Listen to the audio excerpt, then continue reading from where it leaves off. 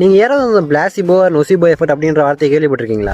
ஒரு கைதிக்கு மரண தண்டனை கொடுக்குறாங்க. அப்புறம் சில சயின்டிஸ்ட்லாம் சேர்ந்து அந்த கைதி கிட்ட எப்படி நீ சாகத்தான் போற, அதுக்கு முன்னாடி ஒரு பாம்பு வச்சு ஒரு எக்ஸ்பெரிமெண்ட் மேலே பண்ணி பார்த்தா அப்படின்னு கேட்குறாங்க. அந்த கைதியும் தூக்கில் தொங்குறதுக்கு பாம்பு எவ்வளோ பரவாயில்லன்னு ஓகே சொல்லிடுறா. அதுக்கப்புறம் அவன் நல்லா டைட்டாக சேரில் கட்டிட்டு இந்த பாம்பு கொண்டு வந்து அவங்கள்ட்ட காட்டுறாங்க. அந்த கைதி அந்த பாம்பை பார்த்ததுக்கு அப்புறம் அந்த கைதியோட கண்ணையும் கட்டிடுறாங்க. அப்புறம் அந்த பாம்பு இவன் மேலே ஏறுற மாரி அப்புறம் அந்த பாம்போட சவுண்டு எல்லாத்தையும் ஃபேக்காக செட்டப் பண்ணுறாங்க. கண்ணை கட்டியிருந்த கைதியும் சரி பாம்பு தான் நம்ம மேலே ஏறுது அப்படின்னு நம்புறான். அப்புறம் அந்த கைதியை 2 ஊசியை வச்சு பாம்பு எப்படி கடிக்குமோ அதே மாதிரி குத்துறாங்க. அந்த கைதியும் நம்மள உண்மையான பாம்பு தான் கடிச்சிருக்குன்னு பயந்து இறந்துட்டார். பட் இது எப்படி சாத்தியம்? இதை தான் பிளாசிபோ எஃபெக்ட் அப்படின்னு சொல்லுவாங்க. இது வந்து ஒரு டைப் ஆஃப் பிலீவிங் ட்ரீட்மெண்ட். இப்போ நீங்க தலைவலிக்குதுன்னு ஹாஸ்பிட்டல் போறீங்க, அந்த டாக்டரும் ஒரு சாக்லேட்டை கொடுத்துட்டு இந்த மாத்திரையை சாப்பிடுங்க உங்களுக்கு தலைவலி சரியா போயிரும் நம்ப வைக்கிறாரு. நீங்களும் அது உண்மையான மாத்திரை நம்பி தான் குடிப்பீங்க. பட் ஆனால் தலைவலி சரியா போயிருக்கும். இந்த ட்ரீட்மெண்டோட முக்கியமான வேலையை நம்மளை நம்ப வைக்கிறது. இந்த எஃபெக்ட் எந்த அளவுக்கு ஒர்க் ஆகும் அப்படின்றது எனக்கு தெரியல. பட் சம் ஹவு சில இடங்கள் அந்த ட்ரீட்மெண்ட் ஒர்க் ஆன மாரி சில ரெக்கார்ட்ஸ் இருக்கு. இதை பத்தி என்ன நினைக்கிறீங்க? கமெண்ட்ல சொல்லுங்க பார்ப்போம்.